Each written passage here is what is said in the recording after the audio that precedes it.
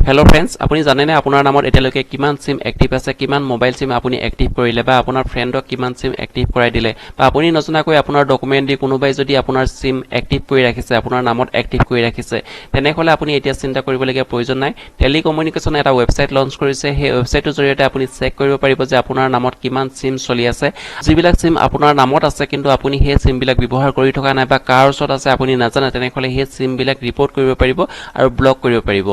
লগতে এই ওয়েবসাইটৰ জৰিয়তে আপুনি আপোনাৰ মোবাইলটো যদি হেৰাই যায় তেনেহলে সেই মোবাইলত থকা সিমটো ব্লক কৰিব পাৰিব ইমিডিয়েট আৰু যদি সেই মোবাইলটো আকৌ ঘূৰাই পায় তেনেহলে সেই সিমটো এক্টিভ কৰিব পাৰিব অনলাইন তাৰ বাবে আপুনি মোবাইল ষ্টৰ যাবৰ প্ৰয়োজন নাথাকে অনলাইন এই ওয়েবসাইটৰ জৰিয়তে আপুনি এক্টিভ ডিএক্টিভ কৰিব পাৰিব আজি এই ভিডিওটোৰ জৰিয়তে কেনেকৈ আপুনি এক্টিভ কৰিব ডিএক্টিভ কৰিব লগতে কেনেকৈ আপোনাৰ নামত থকা সিম বিলাক চাব সকলোখিনি আজি ভিডিওটোৰ জৰিয়তে জনাব চেষ্টা কৰিম ভিডিওটো শেষলৈকে চাই থাকিব Friends, আপোনাৰ নামত থকা সিম বিলাক চাবৰ কাৰণে আপুনি এই ওয়েবসাইটলৈ আহিব লাগিব এই ওয়েবসাইটৰ লিংক ভিডিও ডেসক্ৰিপচনত দিয়া আছে আপুনি ভিডিও ডেসক্ৰিপচনৰ লিংকটো ওপেন কৰি এই ওয়েবসাইটলৈ আহি যাব পাৰিব ওয়েবসাইটৰ নাম হৈছে সঞ্চাৰ সাথী এই ওয়েবসাইটৰ বিষয়ে আজি সম্পূৰ্ণৰূপে জনাম কেনেকৈ আপুনি চেক কৰিব পাৰিব আৰু ওয়েবসাইটটো ওপেন কৰাৰ পাছত তললৈ স্ক্ৰল ডাউন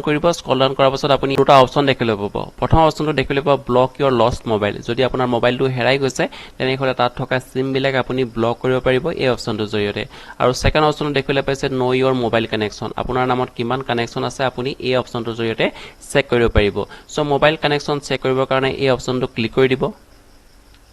নেক্সট পেজটো এনেদৰে ওপেন হৈ আহিব তাৰ পাছত আপুনি ইয়াত দেখিবলৈ পাইছে এটা মোবাইল নম্বৰ এন্টাৰ কৰিবৰ কাৰণে অপচন আছে এই মোবাইল নম্বৰটো আপোনাৰ নামত থকা হ'ব লাগিব যিজনৰ নামতে মোবাইল নম্বৰটো আছে তেওঁৰ নামত কিমান কানেকশন আছে হেতু আপুনি চেক কৰিব পাৰিব সো ইয়াত আপুনি মোবাইল নম্বৰটো এন্টাৰ কৰিব তাৰ পাছত যেটো ক্যাপচাৰ দেখিছে সেই ক্যাপচাৰটো ইয়াত ফিল কৰিব আৰু ভ্যালিড ক্যাপচাৰ অপচনত ক্লিক কৰিব তাৰ পাছত আপোনাৰ মোবাইল নম্বৰ এটা ওটিপি আহিব ওটিপি ইয়াত এন্টাৰ কৰি লগইন অপচনত ক্লিক কৰিব যেতিয়া আপোনাৰ লগইন হৈ যাব লগইন হৈ যোৱাৰ পাছত আপুনি চেক কৰিব পাৰিব প্ৰথমে ইয়াত মোবাইল নম্বৰটো এন্টাৰ কৰি ল'ব আৰু আপোনাৰ মোবাইল নম্বৰ যেটো ওটিপি আহিব ওটিপি ইয়াত এন্টাৰ কৰিব আৰু লগইন অপচনত ক্লিক কৰিব তাৰ পাছত নেক্সট পেজটো এনেদৰে ওপেন হৈ আহিব ইয়াত দেখিবলৈ পাইছে দুটা সিম মোৰ নামত এক্টিভ হৈ আছে এই দুটা সিম মোৰ নামত এক্টিভ হৈ আছে আৰু এই দুটা সিমে মই জানো গতিকে ইয়াত কোনো ধৰণৰ প্ৰবলেম নাই যদি আপোনাৰ ক্ষেত্ৰত যদি এটাতকৈ বেছি বা দুটাতকৈ বেছি আপুনি নজনা নাম্বাৰ বা আপুনি আগতে সিম লৈ পাহৰি গল বা আপোনাৰ নামত কোনোবাই মিছাকে ডকুমেন্ট দি যদি এক্টিভ কৰি ৰাখিছে তেনেহলে ইয়াত শো হ'ব আৰু আপুনি নাম্বাৰ কিটা চাই জানিব পাৰিব যে হেতু নাম্বাৰ আপোনাৰ ওচৰত আছে নাই যদি আপোনাৰ ওচৰত নথকা নাম্বাৰ যদি ইয়াত এক্টিভ হয় বা ইয়াত শো হৈ থাকে তেনেহলে আপুনি যেটো নাম্বাৰ আপোনাৰ ওচৰত নাই হেতু টিক মাৰ্ক কৰিব আৰু ইয়াত দেখিবলৈ পাইছে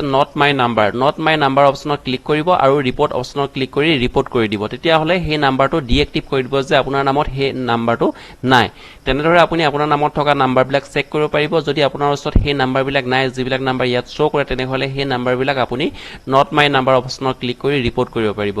নেক্সট আকৌ এই পেজটোলৈ আহি যাব ইয়াত দেখিবলৈ পাইছে প্ৰথম অপচনটো লষ্ট ইওৰ মোবাইল যদি আপোনাৰ মোবাইল হেৰাই গৈছে তেনেহলে সেই সিমটো খুব জলদি ইমিডিয়েট আপুনি ব্লক কৰিব পাৰিব ব্লক কৰিবৰ কাৰণে আপুনি এই অপচনটোলৈ আহি যাব ইয়াত ক্লিক কৰিব নেক্সট পেজটো এনেদৰে ওপেন হৈ আহিব ইয়াত দেখিবলৈ পাইছে ব্লক লষ্ট নাম্বাৰ আৰু এনেদৰে আপুনি এই অপচনটো ক্লিক কৰি আপুনি নাম্বাৰটো ব্লক কৰিব পাৰিব ইয়াত দেখিবলৈ পাইছে আনব্লক ইওৰ মোবাইল নাম্বাৰ যদি সেই মোবাইল নাম্বাৰটো যদি হেৰাইছিলে আৰু আপুনি এতিয়া পাই গল তেনেহলে আপুনি এই ওয়েবসাইটৰ জৰিয়তে আনব্লক কৰিব পাৰিব আনব্লক আৰু ব্লক এই অনলাইন যোগে আপুনি এই ওয়েবসাইটৰ জৰিয়তে কৰিব পাৰিব সো ব্লক কৰিবৰ কাৰণে আপুনি ব্লক মোবাইল নাম্বাৰ অপচনত ক্লিক কৰিব যদি আপোনাৰ মোবাইল হেৰাই গৈছে আৰু ইমিডিয়েট আপুনি ব্লক কৰিব পাৰিব নেক্সট পেজটো এনেদৰে ওপেন হৈ আহিব আৰু এখন ফৰ্ম ওপেন হৈ আহিব এই ফৰ্মখন আপুনি ফিল কৰিব লাগিব আৰু আপোনাৰ মোবাইলত যদি এটা সিম আছিল তেনেহলে মোবাইল নাম্বাৰটো ইয়াত এন্টাৰ কৰি দিব যদি এটাতকৈ বেছি সিম আছিল দুটা সিম আছিল তেনেহলে সেকেন্ড অপচনটো দেখিবলৈ পাইছে আৰু দ্বিতীয় সিমটো ইয়াত নাম্বাৰটো এন্টাৰ কৰি দিব আৰু তাৰ পিছত দেখিবলৈ পাইছে IMEI নম্বৰ আৰু মোবাইলৰ এটা IMEI নম্বৰ থাকে সেই নম্বৰটো সদায় এটা কপি কৰি ৰাখিব লাগে বাই চান্স আপোনাৰ মোবাইল যদি হেৰাই যায় তেনেহলে আপুনি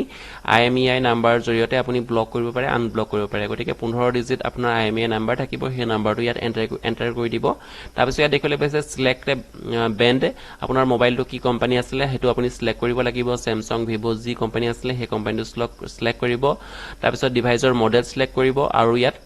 মোবাইল পাৰচেজ কৰা যদি বিল আছিল আপুনি বিলখনো আপলোড কৰিব পাৰে কম্পালসৰি নহয় আপলোড যদি আছে আপলোড কৰিব পাৰিব তাৰ পিছত ইয়াত দেখিবলৈ পাব লষ্ট প্লেস কোড হেৰাইছিলে হেতু আপুনি ইয়াত সিলেক্ট কৰিব লাগিব লিখিব লাগিব কোড হেৰাইছিলে তাৰ পিছত আপোনাৰ টাইম আৰু ডেট ইয়াত লিখিব লাগিব কিমান টাইমত হেৰাইছিলে আৰু কিমান তাৰিখে হেৰাইছিলে হেতু আপুনি ইয়াত ক্যালেন্ডাৰখন আৰু ঘড়ীটো দিয়া আছে ইয়াৰ পৰা আপুনি সিলেক্ট কৰিব পাৰিব তাৰ পিছত সিলেক্ট ষ্টেট সিলেক্ট কৰিব ডিস্ট্ৰিক্ট সিলেক্ট কৰিব যত আপোনাৰ হেৰাইছিলে হেখিনি আপুনি সিলেক্ট কৰিব পাৰিব তাৰ পিছত দেখিবলৈ পাইছে পুলিশ ষ্টেচনৰ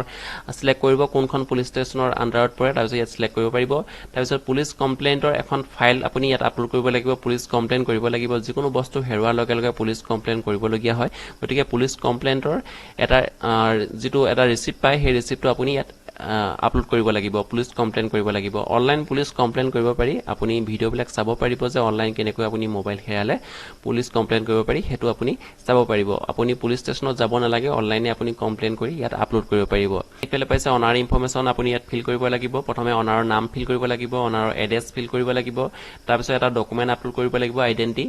সো আধাৰ কাৰ্ড আপুনি PAN card voter ID card driving licence upload কৰিব পাৰে তাৰপিছত ইয়াত ফটোকপি মাৰি ভোটাৰ কাৰ্ড বা আধাৰ কাৰ্ডৰ ফটোকপি মাৰি ইয়াত আপলোড কৰিব লাগিব তাৰপিছত ইয়াত নাম্বাৰটো এন্টাৰ কৰি দিব যেটো আপুনি আইডি আপলোড কৰিছে সেই আইডিটোৰ নাম্বাৰ এন্টাৰ কৰিব পাৰিব তাৰপিছত ইমেইল আইডি অপচনেল হয় যদি আপুনি ইমেইল আইডি আছে এন্টাৰ কৰিব তাৰপিছত ইয়াত যেটো ক্যাপচা দেখিছে সেই ক্যাপচাটো ইয়াত ফিল কৰিব আৰু এটা মোবাইল নম্বৰ এন্টাৰ কৰিব যেটো মোবাইল নম্বৰ জৰিয়তে আপোনাক কন্টাক্ট কৰিব পাৰি সো ইয়াত গেট ওটিপি অপচনত ক্লিক কৰিব আৰু আপোনাৰ মোবাইল নম্বৰ এটা ওটিপি আহিব আৰু টাৰ্মছ এণ্ড কণ্ডিচনখিনি একচেপ্ট কৰিব তাৰপিছত সাবমিট কৰি দিব সাবমিট কৰাৰ লগে লগে আপোনাৰ যেটোটা মোবাইল নম্বৰ বা এটা মোবাইল নম্বৰ আপুনি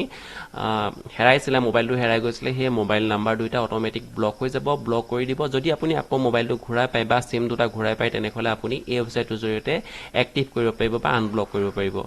আশা কৰিছো আপুনি ইনফৰমেশনখিনি পাই ভাল পালে কেনেকৈ আপুনি মোবাইল নম্বৰ ব্লক আনব্লক কৰিব পাৰিব হেৱা মোবাইল ফোনৰ সিমটো লগতে আপোনাৰ নামত কিমান কানেকশন এক্টিভ হৈ আছে আৰু সেই কানেকশন যদি আপুনি নজনাকৈ এক্টিভ হৈ আছে তেনেহলে ডিএক্টিভ কৰিব পাৰিব যদি ভিডিওটো ভাল লাগিছে সকলোৰ লগতে শেয়াৰ কৰিব যাতে এই ইনফৰমেশনখিনি সকলোৱে পায় আৰু আগলৈ এনে ধৰণৰ ইনফৰমেটিভ ভিডিও পাবলৈ চেনেলটো সাবস্ক্ৰাইব কৰিবলৈ নাপাহৰিব আকৌ লগ পাম নতুন এটা ভিডিওত তেতিয়ালৈকে নমস্কাৰ